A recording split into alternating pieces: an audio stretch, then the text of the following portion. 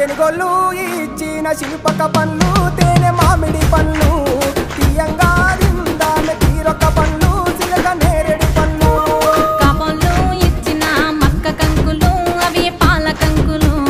కాల్చుకొని తిందాము కందికాయలు పచ్చి పల్లికాయలు గుజారి గుజారి మామిళ్ళ కిందో నల్ల మామిళ్ళ కింద కుసుమరోళ్ళేసిన కుందన బొమ్మ అది కుందన బొమ్మ